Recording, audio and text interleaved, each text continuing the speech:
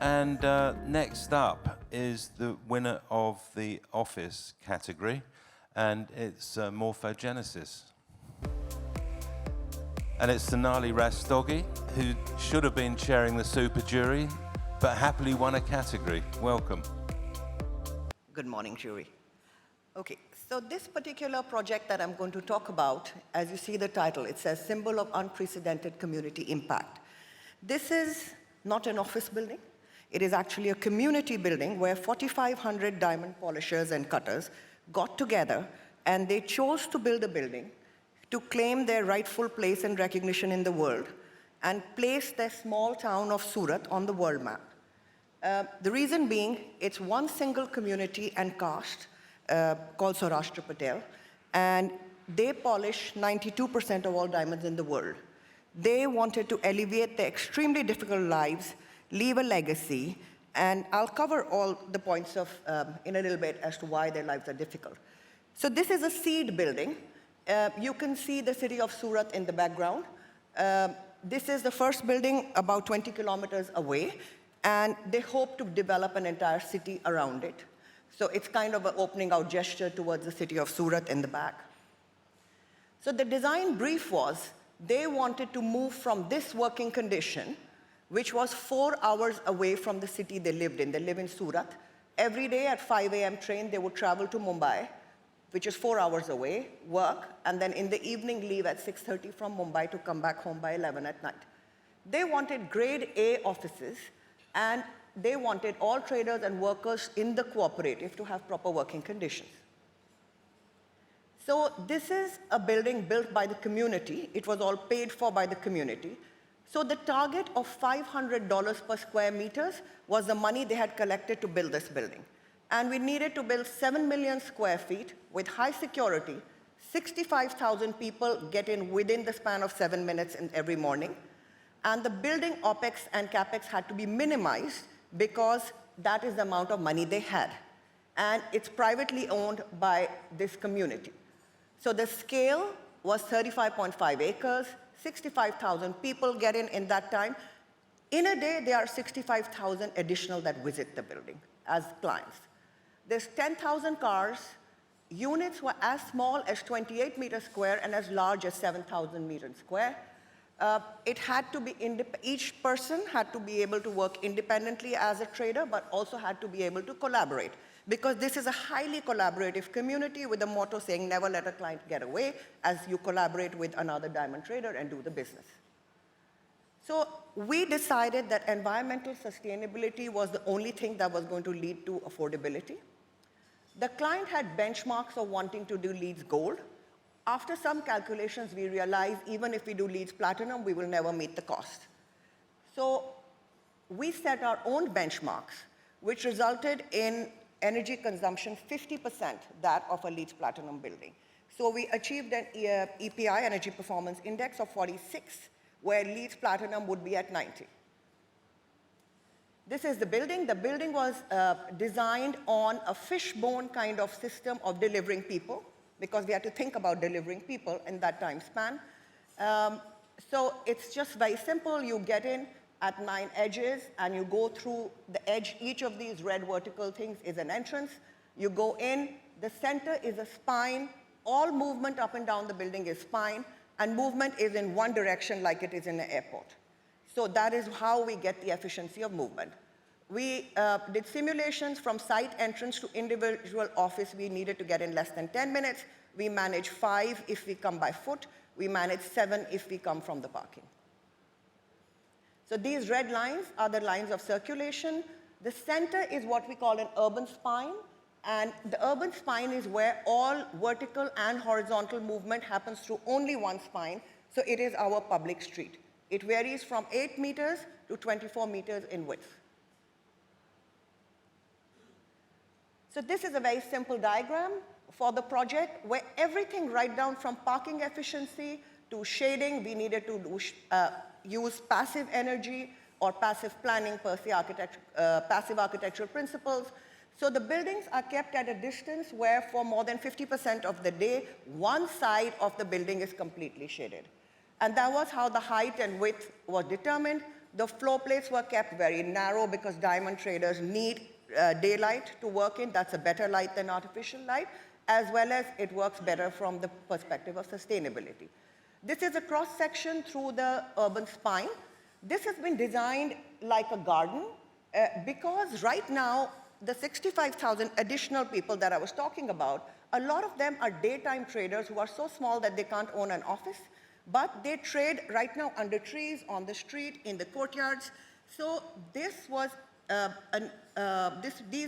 urban spine was where we created these verticals, stack effect kind of areas, as well as greenery. So this works as their informal trading. So if somebody comes to me and they need certain diamonds and I don't have it, I make a few calls, step out of my office, meet somebody in a garden in the spine, and manage to get the goods that need delivered. So this is what this vertical sections through the urban spine look like, and they are little gardens, and these caricature figures are doing the trading at the moment. Now, this is a ground floor plan.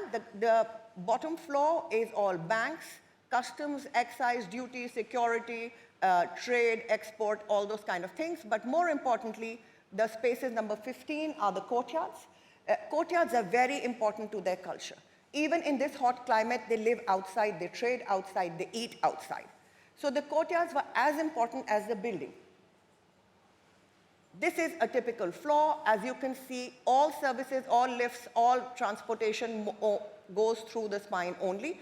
Only fire lifts, which were mandatory, are in the middle of the offices. This is the cross-section showing how you see the building section, but more importantly, the gray building you see running north-south is actually a perforated wall. It is not a building. So the squares are all holes. They are not windows. And this is when I come to the microclimate strategy. So these squares are all holes. So the wind goes in from one side, comes out from the other side, naturally ventilated. 40% of the entire building is naturally ventilated. It is supported by radiant cooling, which lowers the temperature further by 5 to 7 degrees. And this is what happens in the courtyards, which are also shaded. So you see the shading line, and we achieve shading in either side for half the day. So they have the essential amenities, retail plazas, food zone, and the Diamond Club, which is the daily exhibitions. This is the building a month before it's finished. Now, this is showing the green lungs, the center, which is what I think it's an urban space. I don't call it circulation. It's an urban space. And you can see that the ends have been flared out. That's to kind of facilitate stronger wind movement. These are pictures during construction, and this is where the gardens are getting planted, and this is where people do meet, trade, they eat. Food is always carried from home, and they sit and they eat together as a community or as with friends together over here. This is the trick to this entire microclimate strategy. Those are our ventilation holes, square holes, and this is radiant cooling. This is linked in to the water which comes out after the air conditioning of the offices and goes back out through the radiant cooling system. So it is indigenously modified so that it meets the criteria of cost. And so both sides, the winds are getting captured, the north-south and the east-west, and the building is completely open. There's 20 kilometers of running length of radiant pipes per floor, and cumulative length is 300 kilometers. This is what the squares are inspired by. This is the Jali fenestration system, which runs through the entire of Western India and many other parts of the country. This is what we have used to ventilate this entire non-air conditioned space. And this is in a city where temperatures go above 45 degrees centigrade. This is images of these perforations, holes, jalis, mashrabia, different names that can be given to it. It's a level playing field. The 4,500 clients, they were allotted offices through a lottery system. This is the life of a diamond merchant. This is what it was. They left at 4 from home, arrived at 6:30, barely ever seeing their families, working in these conditions. Now they work in that building. These were their daily pictures from their working, cutting, polishing, lunch. As you can see, food is a big activity and it's done together. Trading and eating happens together. It happens in the courtyards. So this building was built mostly during COVID. So they isolated the entire site. On the left-hand side, all the labor to work was shifted into a village made on the left-hand side in that barrack style. The architects quarantined and were on site 14 days every month. This is the entire team on site. This is during construction, all during COVID. The materiality of the project was changed so that it could be brought from within the state. The red color stone was found within the state. The building was always thought of as red, but not with this material. These were workers during COVID because we created an isolated site. Glass processing factories, red stone was sourced from a local quarry. All of this was done and moved to the site. Stone cutting machines were moved to the site. And this project happened with community interaction and community resourcing during COVID. It was handed over this year in March. You can see all the perforations. This is the inside. So even these, when I'm calling something an urban space, this is the waiting area next to the reception. So this is the scale of the project.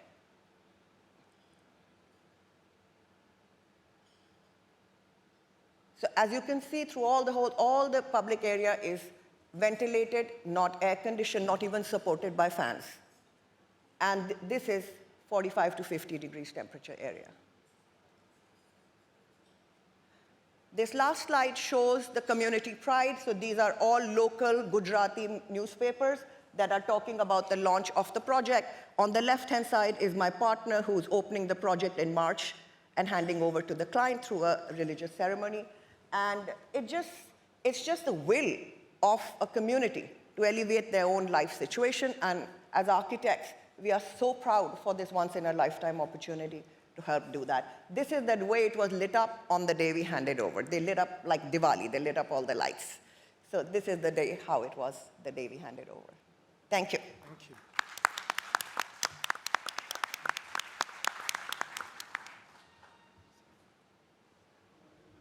Okay, so thank you very much for your presentation.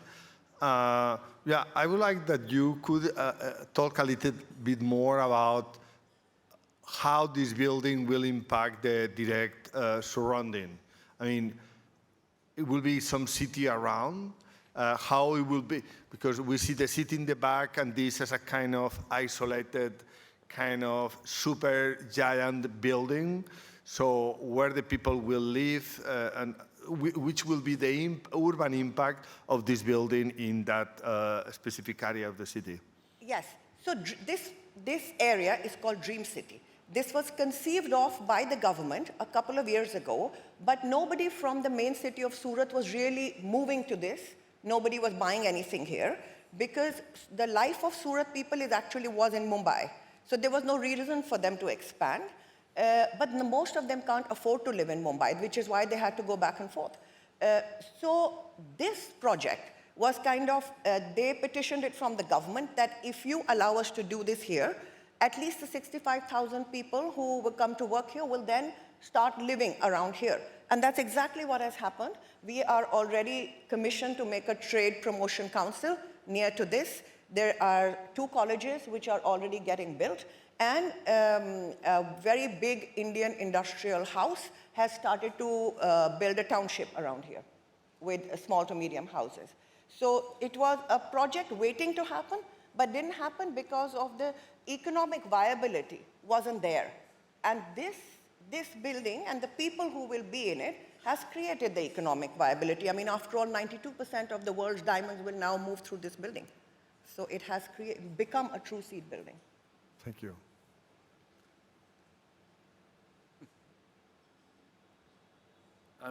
Congratulations. I think it's one of these interesting sort of new forms created by new urbanism and a unique client, and so I think it's sort of shocking in some ways, but I think you've embraced all the complexities and contradictions and made quite an impressive piece of architecture. I'm curious about the radiant cooling. Did you do work with an engineer and do simulations? Or Of course, of course. So this was a system many years ago that I had seen in Germany. But it was not affordable within the Indian situation, and I had seen it at a much smaller scale. So we worked with the MEP team, and we simulated a lot, and we had issues of condensation and things like that, and also to route the water, because this is a zero water discharge site, because Surat has very little water. So to actually link it up to the air chiller, and to get the water, which after it finishes cooling the office, back through this to the chiller.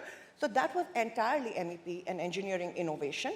The demand that this is where we need to get for energy was like a daily demand from the architectural team. But I have to say it was masterminded more by engineering. And the idea came from the architectural team, but not possible without the MEP team. Thank you. Fantastic presentation. If I'm honest, I would have thought 90% of the architects would like to do what you've just done. Sorry? I would have thought 90% of architects would like to do what you've just done. Because at the end of the day, you've got a client who was very clear in terms of what you need to do. You had a community support, regenerating a space, creating a sustainable approach which is actually relevant to the environment you're trying to create, rather than using something from somewhere and plastering on a building. If I'm honest, I'm quite surprised at the scale of the building. You're absolutely right. It's not just an office building. Sorry? It's not just an office building. It's a community. Yes. You've created a community, so that is fantastic. So the only question I have is, why red? Okay, so if I'm very honest, I love the color red, one. Right. Second, they needed to create an iconic symbol. They needed it. They needed the world to know that they have worked for 5 generations as diamond polishers traders. In some ways, they are the backbone of the Antwerp diamond market, Dubai diamond market, Hong Kong diamond market, and nobody knows about them, right? So they needed with this to leave a legacy. One of the conversations I had with the design, so they had various committees which would give us permission for various parts of the project. It was a very democratically run thing. So one of the committee members said to me that we do this and we bring our children into the business at 14. So most of these people have not gone beyond middle school. None of my clients have gone beyond middle school. But the current generation wants to go to college, wants to question, and doesn't find the business sexy enough. So one of the ideas was that they said, we don't need it for the money. We don't need it for the money. We don't need it for the employment. But we need to leave a legacy that our next generation is proud of, and we want the world to know about us. I mean, why do our children want to work in New York or work in Amsterdam or work somewhere else? Why do they not want to do this business? We are so successful. And they have an automatic job because everybody who is a Saurashtra Patel works in this business. It's all one single subcaste that does the work. I'm very intrigued because the current conversation, of which I'm a little bit a part, is of course of the neon new city. And I'm struck that this is in a sense a halfway house. It's a megastructure. But it's not a megastructure discussing all the old sort of megastructure conversations. It is both that. It's a catalyst, which is another whole conversation. You establish the catalyst and then the city will come. I mean, historically, we had castles that did that. The castle sat there and then the city came towards it. But I think, to me, it's interesting because in contradistinction to what has been done with Neom so far, you're in complete control of the aesthetic, the organization.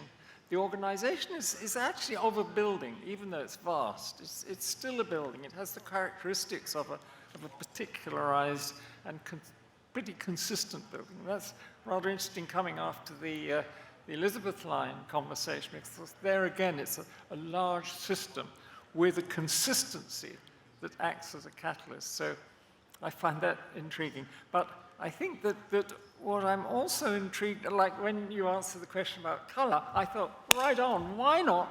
If you have a determination about a color or an aesthetic, don't apologize for it. Do it, because what's terrible about second-rate architecture is that it tries to be everything to everybody. I think your thing is very stylish, very particular, and it's amazing. Thank Thank you so much. Thank you. Brilliant piece of